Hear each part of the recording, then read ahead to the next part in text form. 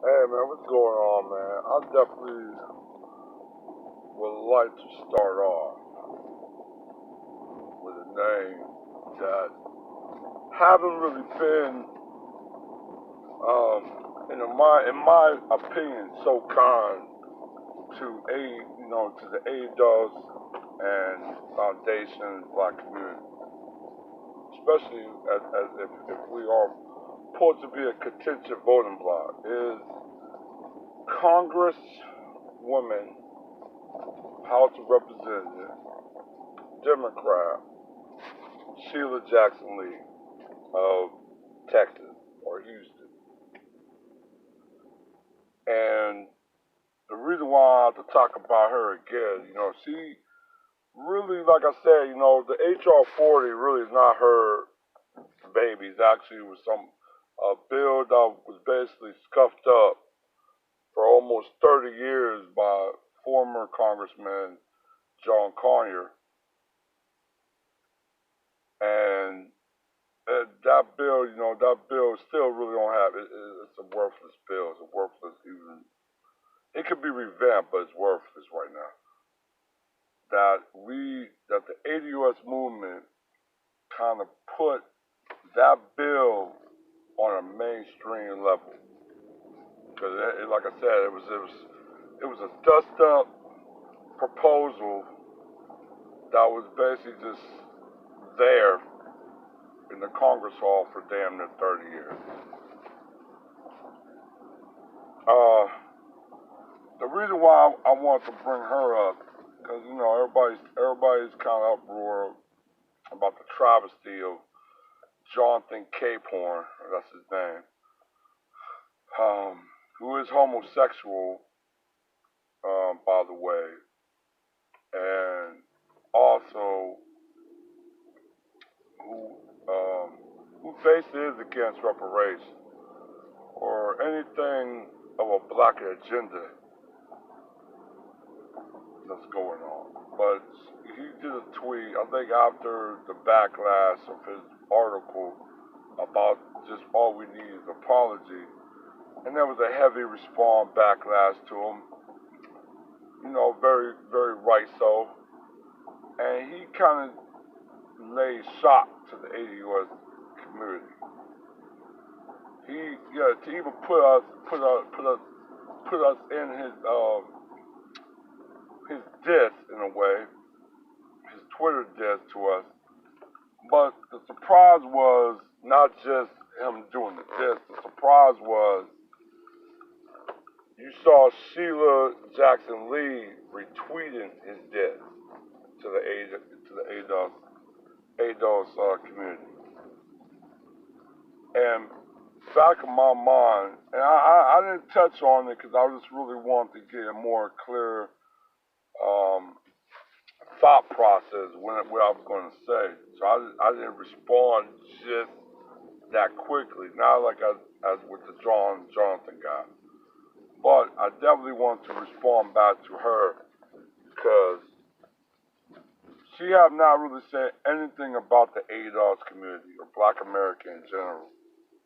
None of our plights, none of our talk about our rights to reparations, restitution, everything that need to be economic, socially, psychological repair. And I came to a conclusion that, before then, I thought that Shelia Jackson Lee would advocate for the Black America ADOS Community Foundation just because we are the majority of her voting bloc. Then currently I'm finding out that's not the case. So what the case might be is she's not for anything of black empowerment. She's basically for status quo. And that's where I have to come to realization that she is she's basically not an advocate at all for basically for the ADOS communities. As you know, her lineage goes to the Caribbean. So her plight and not benefited direct benefited from reparation would be meaningless in the United States.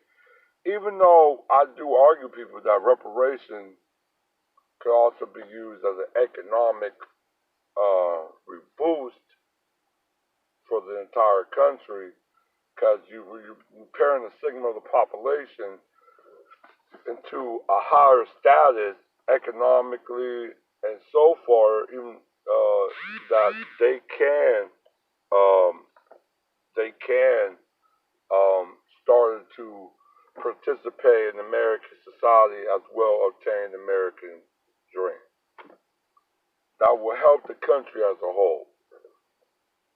So, but you have certain groups and certain entities that's so firm on the racial caste system that we have, that's called organized racism, white supremacy, that they would not go forth and give out reparations just for the thought of them believing in the racial caste system of today. And Sheila Jackson, as even though she is a black person, she is not an ADOS. Now, even though her lineage do go back to slavery, even though it's a Caribbean, it goes back to enslaved people. Her plight and her mentality is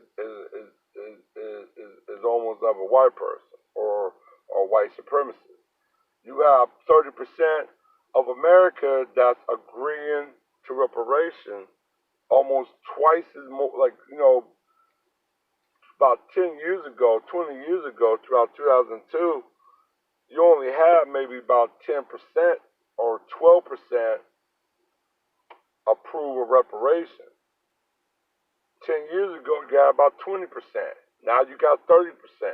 So you having a growing number of Americans. And when I say American, I'm basically saying white people. You're starting to have a certain type of number of Americans, about 30% of them, that is agreeing to a certain type of reparation for ADOS. They understand there was some wrong that had to be right in an economic or financial gain. Um, and I think in certain dude, that's where we at. Um, I think I said that the thing with Sheila Jackson Lee doing the retweet to me, and I think is very telling. I mean, that she's definitely against ADOS. She's definitely against the movement. She's anti-reparation. So I think to her being part of Black Caucus and any other so-called black organizations or anything that's dealing with this time need to be resolved. It need to be dismembered and dissolved. I know that's radical what I'm saying, but that's pretty much what it is because they're not benefiting to the ADOS community.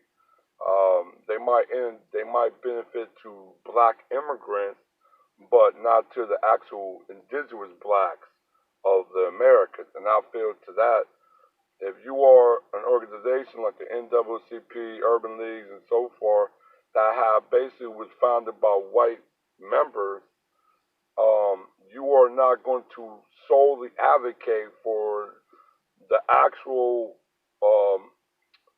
substantial of Black America. You had certain individuals within those organizations that did fight for the sole purpose of ADOS, but they were assassinated, as you know. So, just let you know, man, Shirley Lee Jackson, from her retweet, that let me know that she's against ADOS. She is not a friend of ADOS, and she should not be treated as an ally or a friend of ADOS. So that's just I really want to just really address more and so ever, because like I said, she's been silenced on ADOS that basically tweak that Jonathan Capehart came out with. But yeah, man, like I said, I'm gonna give you guys another video real soon, and I'll stay posted. All right.